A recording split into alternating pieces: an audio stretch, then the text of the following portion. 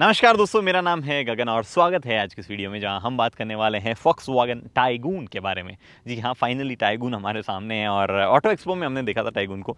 उन्होंने जब फॉक्सवैगन की इंडिया 2.0 स्ट्रैटेजी बताई थी तो बताया था कि ये प्रोडक्ट जो है made in India, developed for India वाले तरीके से हम लेके आ रहे हैं। और कुशाक हमने देख ली इससे पहले। कुशाक और उसमें काफ़ी सारी सिमिलरिटीज़ मिलेगी आपको, हालांकि एक बार की देखने में सेम नहीं लगेगा, लेकिन बहुत सारी पार्ट शेयरिंग वगैरह देखने को मिलेगी क्योंकि एक साथ गाड़ियाँ बनती है। दोनों कंपनी जो है एक ही फॉक्सवैगन ग्रुप का ही हिस्सा है।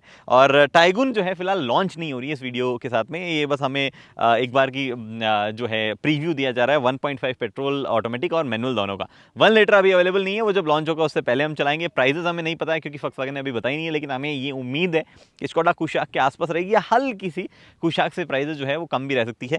फीचर में डिफरेंसेस भी है, ऐसा नहीं है कि सेम फीचर दोनों गाड़ियों में, थोड़े आगे पीछे फीचर्स जो है वो वेरिएंट वाइज हैं। बात करते हैं सबसे पहले एक्सटीरियर की, फिर इंटीरियर की, फिर ड्राइव करते हैं दोनों इंजन, पहले ऑटोमेटिक फिर मैनुअल, और फिर जो है हमारे कंक्लूजन की बात करते हैं। चलिए ओके, तो शुरुआत करते हैं अपने फेवरेट तरीके से। सबसे पहले चाबी से आपको 3 बटन मिलते हैं, लॉक अनलॉक और बूट जो है उसको अनलॉक करने का। और लॉक अनलॉक से अब वो फंक्शन हटा दिया गया है कि अगर आप अनलॉक बटन दबा के रखोगे विंडोज रोल डाउन हो जाएगी। नहीं, वो नहीं मिलता है। पोलो में आपको अभी भी मिलता है बट इसमें जो है वो आपको नहीं मिलता है। उसके बाद में सिंपल एक की जो है ये भी है आपके पास में। जो लोअर वेरियंट जो अभी मैं मैनुअल चलाऊंगा वो आप देखेंगे उसमें पुश स्टार्ट बटन नहीं है और इसी कन्वेंशनल की वजह से ही सारे काम होते हैं।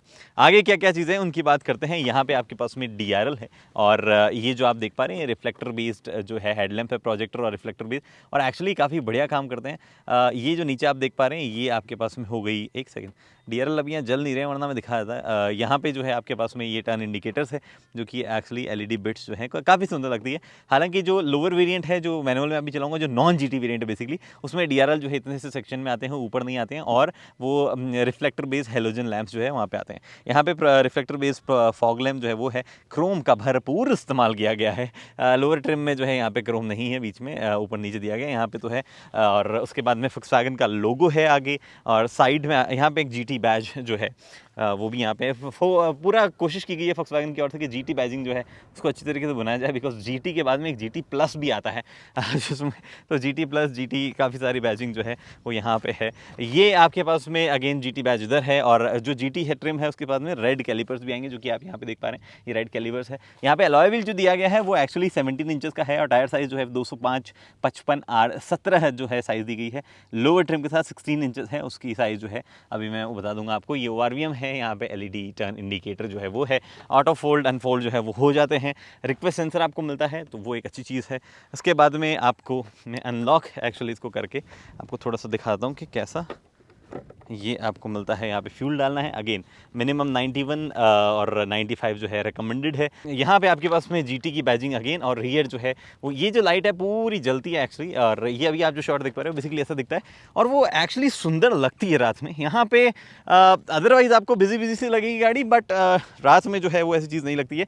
क्रोम का फिर से इस्तेमाल किया गया, नीचे काफ़ी सारा क्रोम यहाँ देख पा रहे हैं, रिफ्लेक्टर इधर लगा हुआ है, कैमरा जो है रिवर्स का इधर है, और ये जैसे मैंने आपको स्कोडा कुशाक में पॉइंट आउट किया था उतनी अच्छी फॉक्सवैगन लेवल की क्वालिटी जो है ये वाइपर की आपको नहीं लगती है। इधर आपके पास में डिफॉगर और हाई माउंट स्टॉप लैम्प, ऊपर की तरफ आप देख पा रहे हैं आपका शार्क फिन एंटीना, रेल्स जो हैं वो भी लगाई गई हैं, और एक स्कोडा का कहना है कि इस पर ऑलमोस्ट 100 के तक वेट जो है वो भी आप डाल सकते हैं। सनरूफ आपको चाहिए थी, आपको मिल गई है।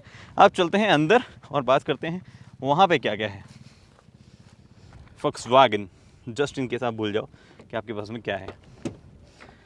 अंदर जो है कैबिन एक्चुअली काफ़ी सटल लगता है, लेकिन जो रेड कार है उसमें काफ़ी सारे रेड इंसर्ट्स वगैरह थे, वो थोड़े से मुझे कम वैसे सूटेड से लग रहे थे, लेकिन ये काफ़ी सटल जो है कैबिन लगता है। देख लेते हैं क्या क्या चीज़ें हैं। तो सबसे पहले शुरुआत एक्चुअली गाड़ी चालू कर देते हैं, और अच्छी बात यह है कि अनलाइक स्कोडा कुशाक यहाँ पे चालू करने के लिए जो है पुश स्टार्ट बटन को ढंग की जगह प्लेस किया गया है। उसमें जो है यहाँ पे कहीं पे प्लेस हुआ था, बट यहाँ पे जो है अच्छी जगह पे प्लेस किया गया है। इधर से शुरुआत करते हैं। सबसे पहले यहाँ पे हार्ड मटेरियल जो है हर जगह इस्तेमाल किया गया। जो टाइगून हमने ऑटो एक्सपो में देखी थी उसमें जरूर सॉफ्ट मटेरियल जो है मोस्टली जगह था, बट यहाँ पे हार्ड ही है। और AC needs to be in control, auto में है। ओके, तो यहाँ पे जो है आपके पास में लॉक अनलॉक का बटन जो है वो आप देख पा रहे हैं कि लॉक और अनलॉक के स्विचेस जो है वो इधर है। इधर आपके पास में ये जो पूरी फिनिश है ये काफ़ी बेहतर फील होती है, और जहाँ स्कॉडा में थोड़ी सी उसको ना मॉडर्न टच या ऐसा कुछ देने की कोशिश की थी, यहाँ पे उसको सटल और थोड़ा सा मोर मासेस को शायद अपील करने वाली सी वो चीज़ लगेगी। तो यंग जनरेशन जो है थोड़ी सी ज़्यादा अपीलिंग उनको शायद कुशाक लग सकती है, बट ये भी काफ़ी सारे लोगों को जो है सटलनेस की वजह से पसंद आएगी। इधर आपके पास में ग्रैब करने के लिए है, इधर आपके पास पावर विंडोज़ की कंट्रोल है। ड्राइवर साइड जो है वो वन टच अप डाउन जो आपको फंक्शन मिलता है, चाइल्ड लॉक है, ये ORVM के कंट्रोल्स हैं, और बॉटल होल्डर की साइज़ डिसेंट है। एंड अगेन इंजन चालू और अगर आप दरवाज़ा खोल दो तो ये आवाज़ करता है।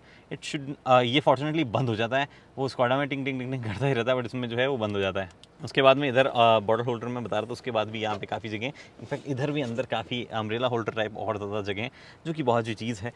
यहाँ पे आपके पास में हेडलाइट से जुड़े हुए सारे कंट्रोल है। ये आपके पास में हेडलाइट लेवलिंग स्विच है। ये जो आप कंट्रोल देख पा रहे हो ये कंट्रोल है आपके पास में वाइपर से जुड़ा हुआ सारा का सारा, वो आपको मिलते हैं। इधर आपके पास में इंडिकेटर और साथ ही में आपका कंट्रोल है, मतलब हाई बीम वगैरह देना हो, इंडिकेटर देना हो, वो सब आप इधर से कर सकते हैं। ये जो स्टीयरिंग व्हील है, कई लोगों को कुशाक वाला पसंद नहीं आया था, हालांकि मैंने उसमें बताया था आपको कि वो 2 स्पोक होने के बावजूद चलाते वक्त इतना कुछ फील नहीं होता है। ये वाले में शायद काफ़ी लोगों को प्रॉब्लम नहीं होगी, उनको नॉर्मल सा स्टीयरिंग व्हील लगने वाला है। इधर क्या क्या मिलता है आपको, वेल इस तरफ जो है सारे कंट्रोल्स है MID से जुड़े हुए, जो कि एक्चुअली काफ़ी बड़ी है और कंप्लीटली डिजिटल है। जो लोअर विंडोज़ में एनालॉग वाले टाइप की आती है वो भी मैं आपको दिखा दूंगा। ये आपके पास में हॉर्न पैड है, काफ़ी बढ़िया फिनिश, फोक्सवैगन का बहुत ही नीट लगने वाला लोगों में कुछ चेंजेस है, कई लोग जो है वो नोटिस करेंगे फोक्सवैगन के लोगों में थोड़े से चेंजेस आ गए हैं, थोड़ा सा नीट हो गया, थोड़ा सा थिन ये हो गया है। इधर आपके पास में क्रूज कंट्रोल जो है उससे जुड़े हुए स्विच, और ये बीच में जो ड्राइवर असिस्टेंस वाला बटन है, अगर आप इसको दबाओगे तो ये बोलेगा बटन विदाउट फंक्शन, यहाँ पे आपको आ जाती है वार्निंग। ये आपके पास में वॉल्यूम अप डाउन जो है उसका कंट्रोल जो इधर दिया गया है। ट्रैक जो है उसको चेंज करना है तो वो कंट्रोल इधर दिया गया है। और कॉल वगैरह उठाने काटने का वो कहाँ पे है, वेल कॉल वाला जो है वो मुझे भी एक्चुअली यहाँ पे सिंबल दिख नहीं रहा है, विच इज़ वियर्ड। तो फाइनली हमने फिगर आउट कर लिया कि कैसे एक्चुअली फ़ोन उठाया जाएगा, क्योंकि कोई डेडिकेटेड स्विच तो है नहीं। तो यहाँ ये दिखाता है आंसर और डिक्लाइन, जब आप इनको टॉगल करोगे तो, और जो भी टॉगल करके आप, जैसे अभी डिक्लाइन पे मैं प्रेस किया तो कट गया वो फ़ोन, अगर आंसर पे करते तो फ़ोन उठ जाता।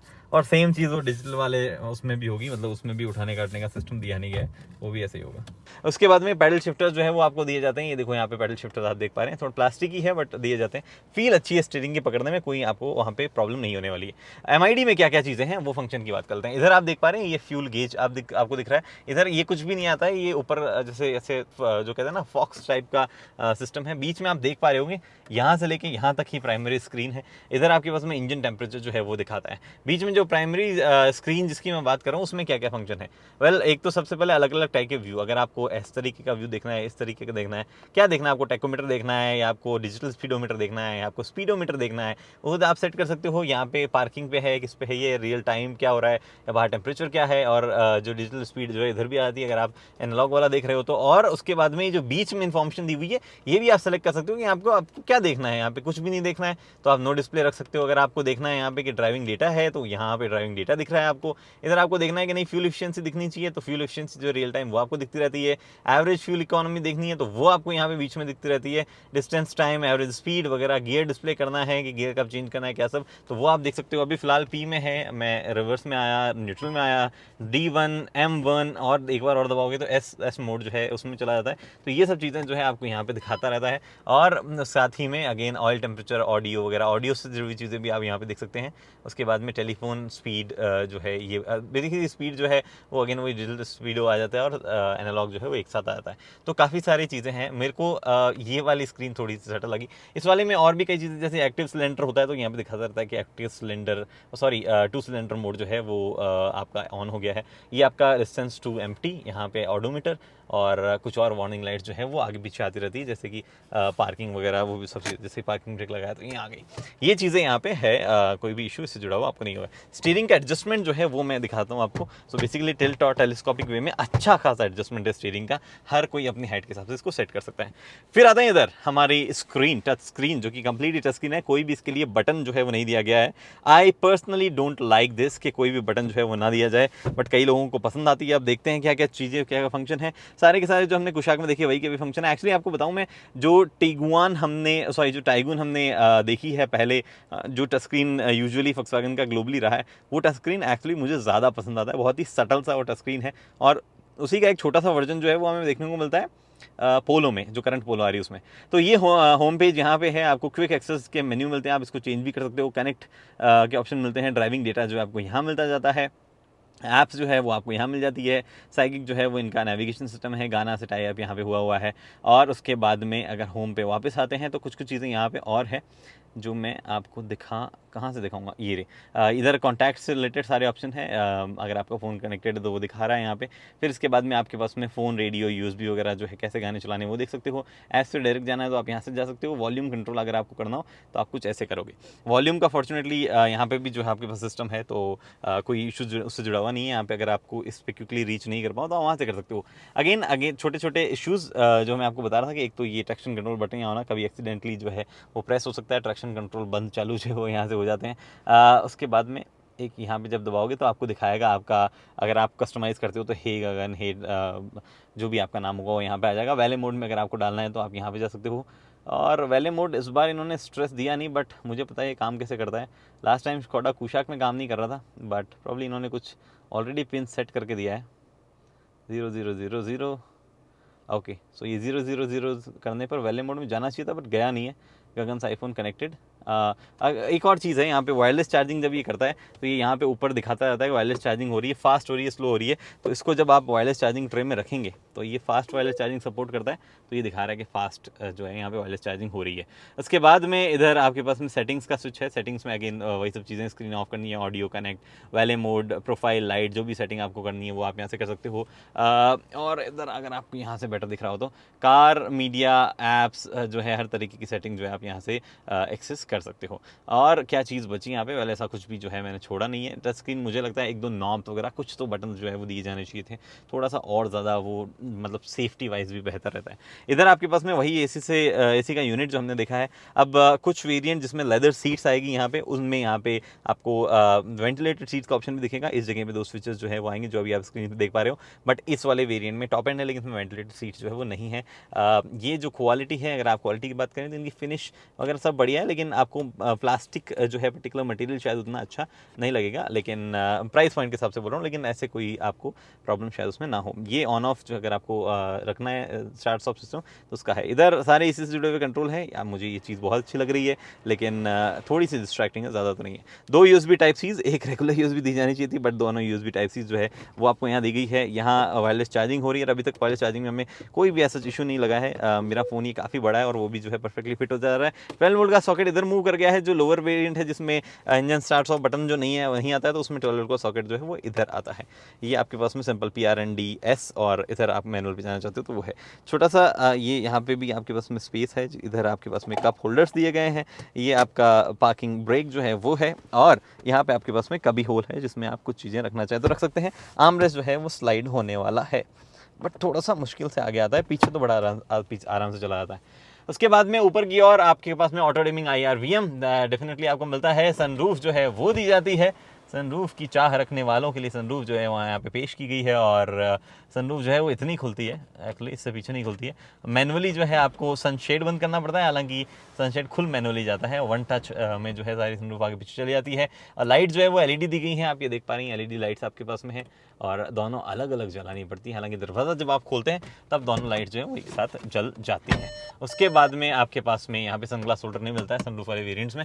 और इधर आपके पास में कोई भी वैनिटी मिरर ऐसी चीज़ नहीं है, और ना ही ये जो है एक्सटेंड होता है, इतनी जगह ये छोड़ देता है। अब ये वेरिएंट में जो है आपको एयरबैग मिलते हैं। जी हाँ, 6 एयरबैग जो है आपको मिलते हैं। रिमेंबर हम डिस्कशन कर रहे थे कि कैसे आपको ये कुशाक में 6 एयरबैग जो है नहीं दिए जाते हैं, बट यहाँ पे आप देख पा रहे हैं ये एयरबैग की बैजिंग लगी हुई है, तो 6 एयरबैग जो है मिलते हैं। इनफैक्ट आपको एयरबैग की बैजिंग यहाँ दिख जाएगी। तो 6 एयरबैग जो यहाँ पे आपको ऑटोमेटिक के साथ मिलते हैं, जिसकी वजह से इस पर्टिकुलर ऑटोमेटिक ट्रिम की प्राइस जो है वो कुशाक के मुकाबले महंगी हो सकती है। ये आपके पास में बड़ा सा ग्लव बॉक्स है, और ये कूल्ड भी है। इधर जो है इसका ये आप देख पा रहे हैं कूलिंग कंट्रोल करने का नॉब यहाँ है, और अच्छा ठीक ठाक बड़ा ग्लव बॉक्स है एक्चुअली। उसके बाद में उधर सेम स्पेस जो मैंने आपको दिखाया ड्राइवर साइड में, वही स्पेस उधर है। अब चलते हैं पीछे। पीछे चलने से पहले मैं सीट अपने हिसाब से एडजस्ट कर लेता हूँ। ओके ये सीट मैंने अपने हिसाब से एडजस्ट कर दी है। कोई भी इलेक्ट्रिक एडजस्टमेंट जो है वो सीट्स वगैरह में नहीं मिलता है। यहाँ पे आपके पास में हाइट एडजस्टमेंट वगैरह के लिए मैनुअली मिलता है, ज़रूर है, अच्छा खासा हाइट एडजस्टमेंट गाड़ी में है। नीचे की और डिसेंट स्पेस है, थोड़ी सी प्रॉब्लम मैनुअल वाले में हो सकती है, लोगों को स्पेस क्रैम्ड उनको लग सकता है, लेकिन यहाँ पे नहीं लगेगी। टाइगून की स्कफ प्लेट जो है वो यहाँ पे है। शो टाइम इसलिए बोल रहा हूँ बिकॉज गाड़ी में स्पेस बहुत बढ़िया है, तो आपको अब पता चलेगा कि गाड़ी में क्या हर चीज़ लगी है। 5 फुट 8 इंच का मैं हूँ, आगे वाली सीट मेरे हिसाब से एडजस्टेड है। ओके ये प्रॉब्लम जो है ना, ये क्यों आ रही है मुझे नहीं पता है। ये उसमें भी आई थी चार्जिंग सस्पेंडेड, जबकि मेरे कवर में ऐसा कुछ भी नहीं लगा है। बट आई एम श्योर ये कवर हटाने के बाद में थोड़ा सा और बेहतर हो जाएगा। प्रॉब्ली ये ओवरऑल जो पैड है ये इतना बड़ा हो गया है कि इसकी वजह से ये प्रॉब्लम आती है। एनीवे यहाँ पे आपके पास में एक ज़बरदस्त स्पेस जो है वो ये मिलता है आपको। नीचे काफ़ी स्पेस है, इनफैक्ट नीचे थोड़ा सा पाँव को रेस्ट करवाने की भी एक जगह सी दी जाती है आपको। अगर आप 5 फुट 8 इंच से ऊपर हो, 6 फुट तक हो, तो भी आप इस जगह पे आराम से बैठ सकते हो, कोई प्रॉब्लम नहीं है। इतना सारा स्पेस, यहाँ मैगजीन होल्डर है।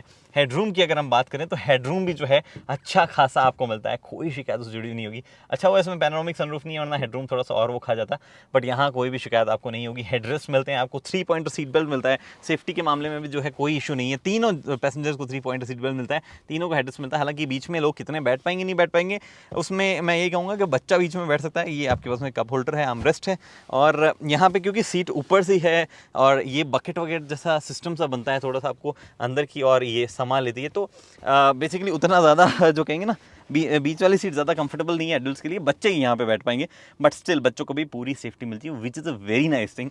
यहाँ पे आइसोफिक्स एंकर्स भी मिलते हैं, तो और ज़्यादा छोटे बच्चे हैं तो उनको पीछे आइसोफिक्स एंकर्स में उनकी चाइल्ड सीट जो है वो आ जाएगी। यहाँ पे आपके पास में LED लाइट्स है। आई एम नॉट श्योर ये LED लाइट्स रात में कितनी ब्राइट होगी, ये मेरे को देखना है अभी। और उसके अलावा एमिनिटीज़ के मामले में रियर में AC है और 2 USB टाइप C जो है वो अगेन आपको यहाँ पे भी दी जाती है। टनल जो है काफ़ी छोटी रखी गई है, वो भी एक अच्छी चीज़ के बारे में है।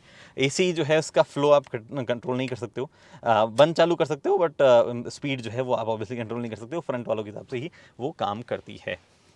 चलते हैं पीछे, आपको जस्ट इन केस जानना हो तो यहाँ पे जो है आपके पास में अप डाउन के लिए पावर विंडो का बटन यहाँ है, और कोई भी ब्रांडिंग जो स्पीकर सिस्टम में भी नहीं दी गई है। एक एसेसरी वर्जन आता है जिसमें आपको ये शेड लगा सकते हो, मतलब वो हमेशा यहाँ नहीं रहता, वो आते हैं ना आपको मार्केट में, आफ्टर मार्केट मिलते हैं शेड लगाने हटाने वाले, वो एसेसराइज वर्जन में शायद साथ में आ जाएगा। आप चलते हैं बूट स्पेस की और दिखाता हूँ कितना बूट स्पेस है। डिसेंट साइज़ का बूट स्पेस है, आपको 60-40 स्प्लिट मिलता है, वो एक अच्छी चीज़ के बारे में है, बट बूट स्पेस उतना ज़्यादा नहीं है। ये मतलब बड़े लगेज आप रख सकते हो इसमें अच्छे से जमा के, क्योंकि ओपन है, वाइड ओपनिंग है, और किसी भी तरीके से एडजस्ट करने में आपको प्रॉब्लम नहीं होगी। लेकिन जस्ट इन केस आप कंपेयर कर रहे हो सेगमेंट में क्रेटा वगैरह से, तो उनका बूट स्पेस आपको शायद थोड़ा सा ज़्यादा बेहतर लगेगा।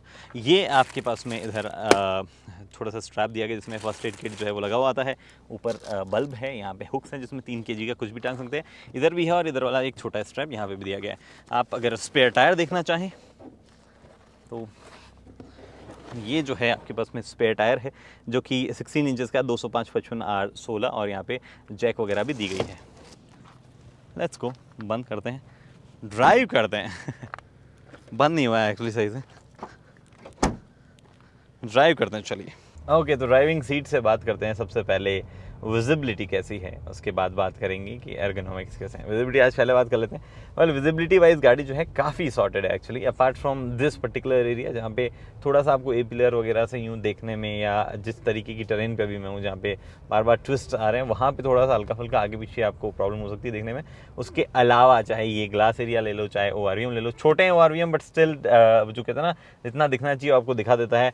IRVM जो है वो भी एक्चुअली काफ़ी अच्छा दिखाता है, बशर्ते आप जो है हेडरेस जो है नीचे रखो। मैंने हेडरेस ऊपर कर रखे हैं, इसीलिए जो है उतना दिखा नहीं पा रहा है अभी। और हाँ, कुछ लोग कह सकते हैं ORVM हल्के से बड़े होने चाहिए थे, बट ऑनेस्टली मुझे पर्सनली कुछ ऐसा प्रॉब्लम जो है उन ORVM से हो नहीं रही है। उसके बाद में जो है बोनेट आपका ही लोगों को होता है, बोनेट दिखता है नहीं दिखता है, कुछ हद तक दिखता है, पूरा एंड तक जो है वो नहीं दिखता है।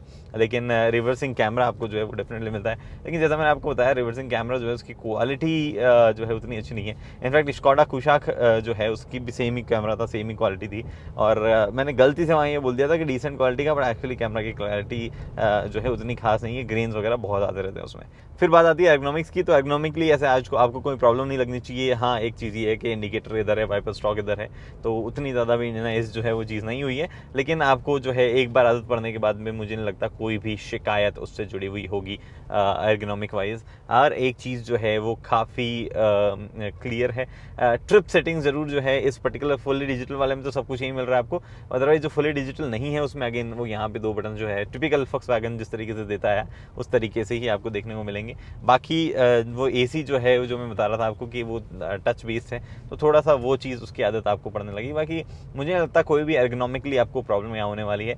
ड्राइविंग कंफर्ट वाइज जो है वो ज़रूर कुछ एक चीज़ें हैं जो कि प्रॉब्ली अगर आपकी हाइट वगैरह बड़ी है तो नीचे का एरिया आपको थोड़ा क्रैम्ड लग सकता है, जो फुट एरिया है वो थोड़ा सा क्रैम्ड लग सकता है। उसके अलावा मुझे नहीं लगता किसी को भी ड्राइविंग कंफर्ट वाले मामले में, जैसे सीट एडजस्टमेंट्स काफ़ी अच्छे हैं, स्टीयरिंग जो है उसका भी हाइट और टिल्ट और टेलीस्कोपिकली जो एडजस्टमेंट है वो भी काफ़ी अच्छा है, तो उसमें भी आपको कोई ऐसी शिकायत नहीं होने वाली है। और साथ ही में आप जो मतलब बेसिकली अदर चीज़ें ड्राइविंग कंफर्ट में काउंट होते हैं कि इधर हाथ रखना या फिर आर्मरेस्ट, हाँ आर्मरेस्ट का ही है कि आर्मरेस्ट एक्चुअली थोड़ा पीछे रहती है और थोड़ा सा नीचे, लेकिन मोस्ट ऑफ मतलब मेरी हाइट के हिसाब से तो कोई प्रॉब्लम मुझे नहीं हो रही है। आगे खींच के मैं यहाँ पे जो है इजीली हाथ अपना रेस्ट कर सकता हूँ, कोई शिकायत नहीं है। ऑटोमेटिक में चला रहा हूँ और मैनुअल जो है उसमें भी इनफैक्ट अभी मैं चला के दिखाऊंगी, उसमें भी यहाँ पे इजीली आप किसी भी पॉइंट पे हाथ रख सकते हो, आपको प्रॉब्लम जो है वो नहीं होगी कोई भी कंफर्ट वाइज। तो ड्राइविंग कंफर्ट के हिसाब से अपार्ट फ्रॉम ये कि नीचे वाला एरिया क्रैम्ड, उसके अलावा कोई शिकायत जो है मुझे नहीं है। सीट का मुझे क्या लगता है कि अगर आपकी थोड़ी सी भी हाइट और बल्क ज़्यादा है तो फिर आपको थोड़ी सी सीट ऐसी लगेगी हल्की सी छोटी है, और हाइट ज़्यादा है तो अंदर साइड सपोर्ट जो उसमें प्रॉब्लम हो सकती है। 5 फुट 8 इंच का मैं, और मेरे लायक जो है कोई ऐसी चीज़ है नहीं जो मैं आपको पॉइंट आउट करके बताऊँ। थोड़ा सा मज़ा मैं यहाँ ले लेता हूँ और आपको हैंडलिंग की भी हल्की सी बात कर लेते हैं। एक्चुअली हैंडलिंग वाइज ना गाड़ी की हैंडलिंग उतनी जो कहते हैं ना उतनी प्रॉपर वेटेड नहीं है जितनी पोलो वोलो की थी, बट काफ़ी प्रिसाइज अगेन है वो। अभी कल फॉक्सवैगन जब प्रेस ब्रीफिंग चल रही थी तब वो बोल रहे थे कि if it's not a Volkswagen if it's not fun to drive. Well उतनी फन टू ड्राइव तो नहीं है जितनी शायद पोलो आपको लगती होगी, बट इट इज स्टिल है फॉक्सवैगन, और आपको वो फील जो है वो डेफिनेटली आता रहता है यहाँ पे।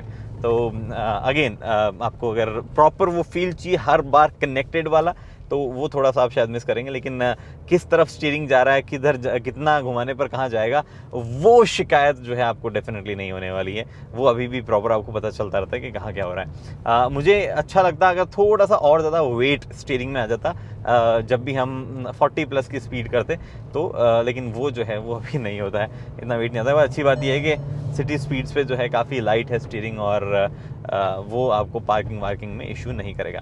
पैडल शिफ्टर्स आपको मिलते हैं, हालांकि प्लास्टिक की बिट्स है थोड़े से पैडल शिफ्टर के, बट आपको मिलते हैं। और जो मतलब डीसीटी के साथ में क्लब हो गया, ओहो क्या बात बताऊं आपको मैं, इतने फास्ट फील होते हैं ना कि आप जैसे उसको प्रेस करते हो और immediately gear down, which is very fun to drive. वो गाड़ी मेरी इसलिए मैं थोड़ा सा फास्ट हो गया था, मुझे पता था कोई यहाँ नहीं रहा है।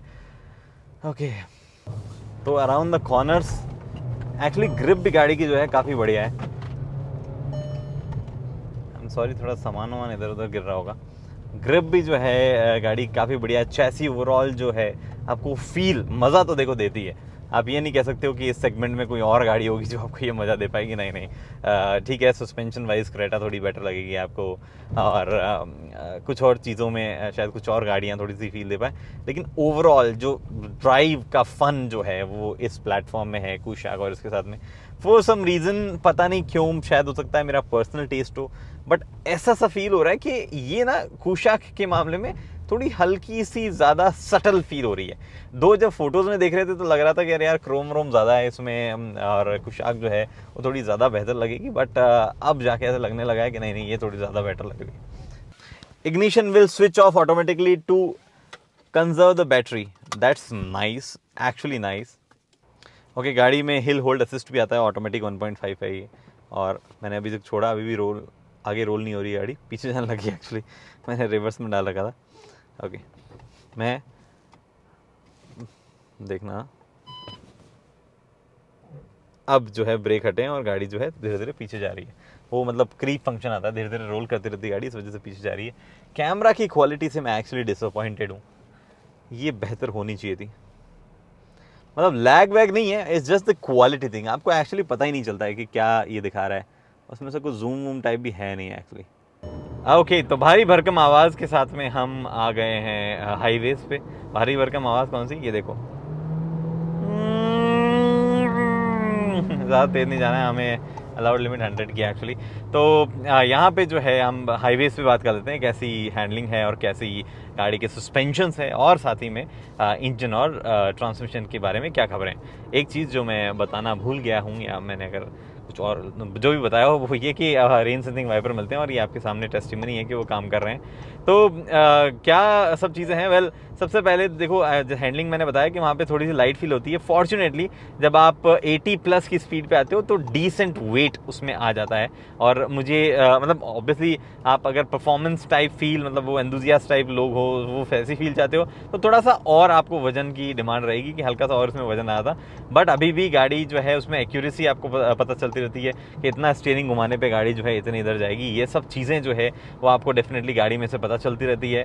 और साथ ही में जो फॉक्सवैगन की चैसी का फील है कि भैया जब कॉर्नर्स में जाती है गाड़ी तो कैसा फील होती है, वो पूरी फील जो है वो आपको गाड़ी दे के ही रहती है। तो उसमें जो है किसी भी तरीके का कोई आपको कॉम्प्रोमाइज़ नहीं करना पड़ता है। सस्पेंशंस की बात करते हैं तो शहर के गड्ढों में एक्चुअली शार्प, थोड़े बहुत भी शार्प गड्ढे होंगे तो गाड़ी में आवाज़ आएगी आपको।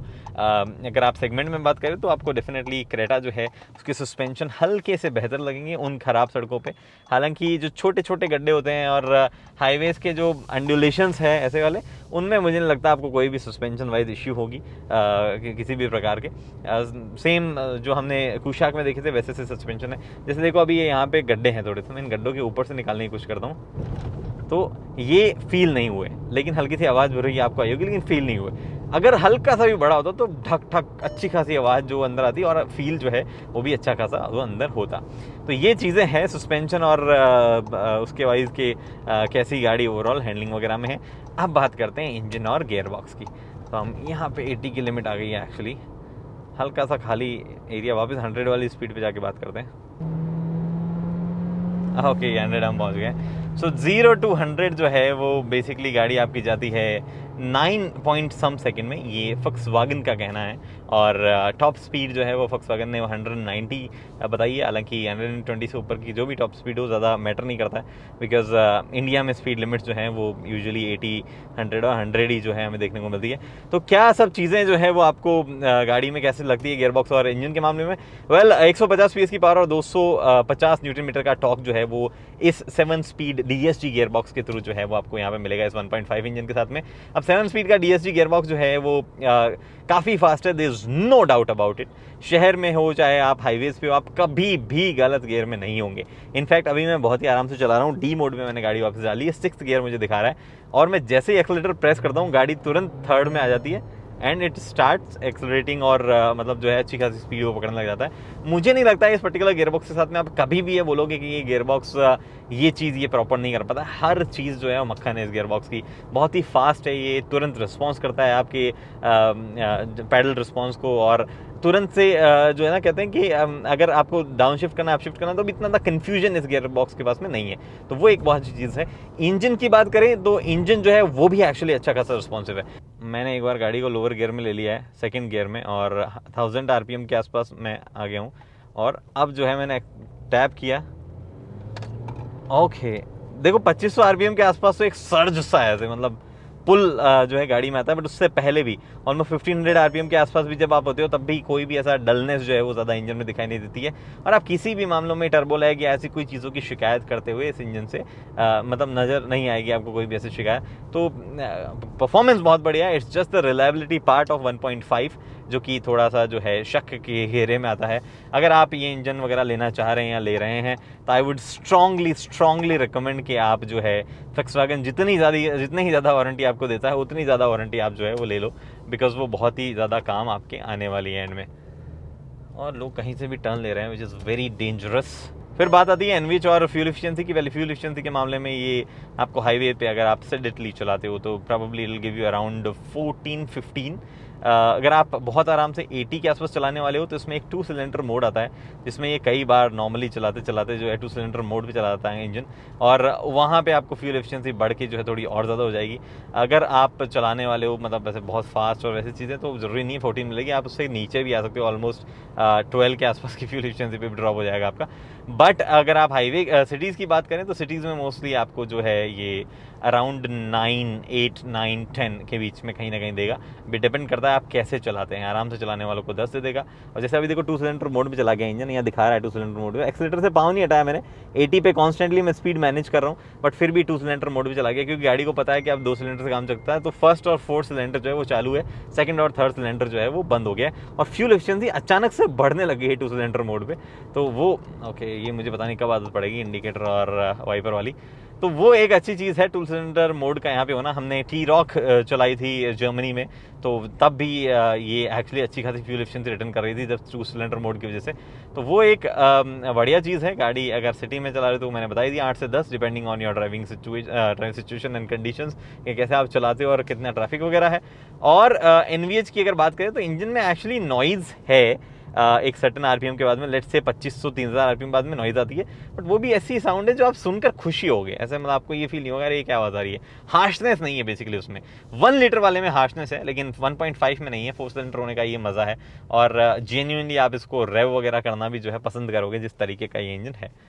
एक चीज़ जो रह गई वो है ब्रेकिंग। सो हम आपको एक खाली सा पैच करके 80 बाई ब्रेकिंग बताते हैं। हमारे सह यात्री निखिल से हम दरख्वास्त करेंगे सब पकड़ के बैठ जाएं, अगर कोई सामान भी है तो पीछे। और 80 की स्पीड्स, लेट्स ब्रेक।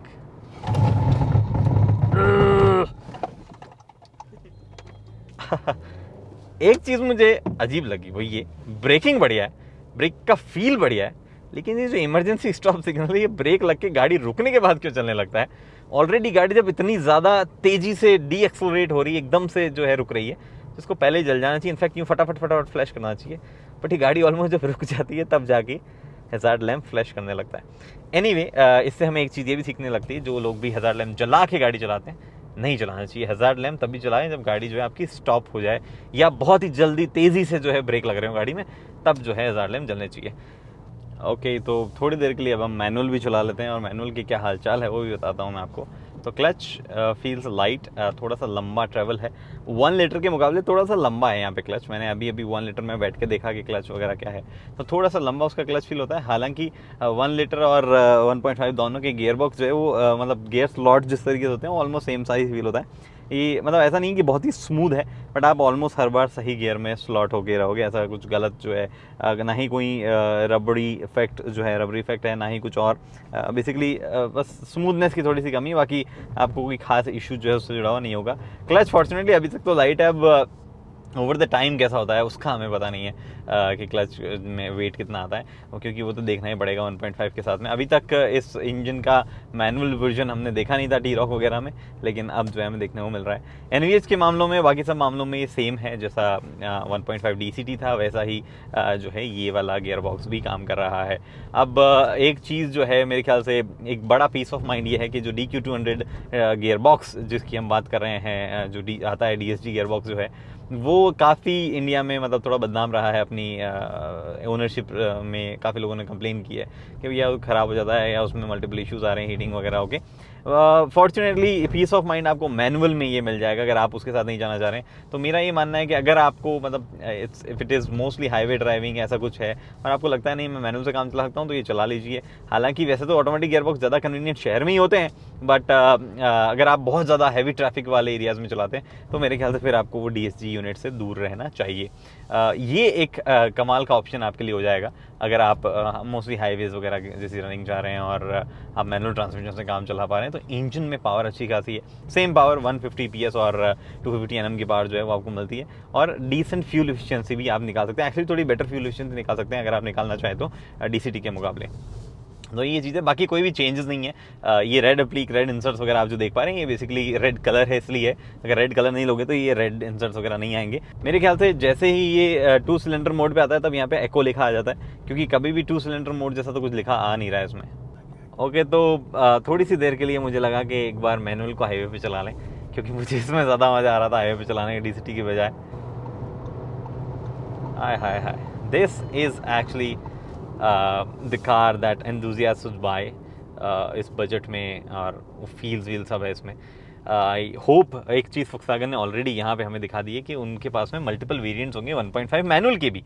हालांकि ये टॉप एंड नहीं है, but I hope top and में भी ये सब चीज़ें हैं, बिकॉज ये पर्टिकुलर GT वेरिएंट जो है वो GT प्लस के मुकाबले काफ़ी सारी चीज़ें मिस करता है। चाहे वो इलेक्ट्रिक IRVM हो, चाहे वो कीलेस एंट्री हो, चाहे वो ऑटो हेडलैम्प्स हो, और छोटी मोटी चीज़ें और जैसे कि ये फुल्ली डिजिटल डायल वगैरह काफ़ी सारी चीज़ें ये मिस करता है।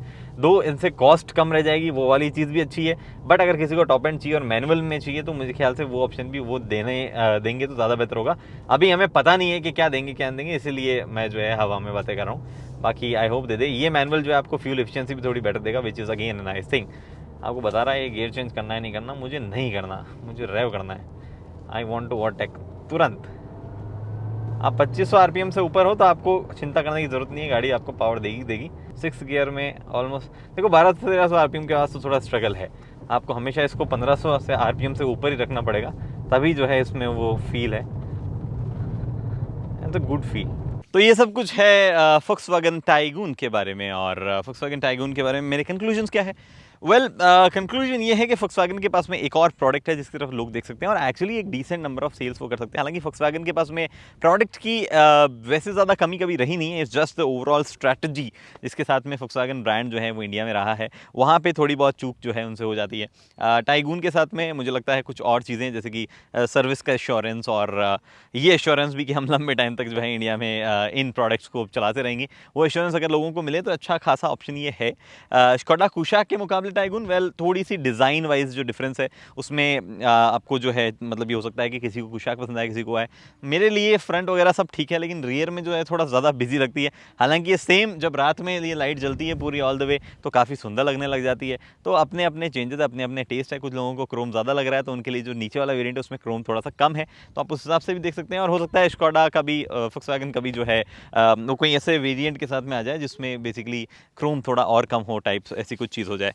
अभी मुझे ये लगता है कि Volkswagen को जो है थोड़ा सा और फोकस, थोड़ा एग्रेसिवनेस जो है वो प्राइसिंग पे रखनी चाहिए। अगर वो Skoda Kushaq की प्राइसिंग को ऑलमोस्ट 60-65,000 कट कर पाए तो वहाँ पे जो है थोड़ा सा मामला जो है बेहतरीन हो सकता है। बाकी तो ऐसा कुछ है नहीं। अगर आपके कोई डाउट है या कुछ भी ऐसी चीज़ है तो आप मुझे जो है कमेंट सेक्शन में पूछ सकते हैं। अगर आपको गाड़ी खरीदनी है और आप कंफ्यूज हो रहे हैं तो कंसल्टेशन लीजिए, नीचे ज्वाइन बटन जो है उसका इस्तेमाल कीजिए। अगर आपको व्हाट्सएप ग्रुप ज्वाइन करना है तो भी उसी ज्वाइन बटन का इस्तेमाल कीजिए। फिलहाल दोस्तों वीडियो में इतना ही, उम्मीद करता हूँ वीडियो पसंद आई है। पसंद आई दोस्तों लाइक शेयर सब्सक्राइब कर सकते हैं। अगली वीडियो के लिए दोस्तों हेलमेट पहनिए, सीट बेल्ट पहनिए, सुरक्षित चलिए। धन्यवाद।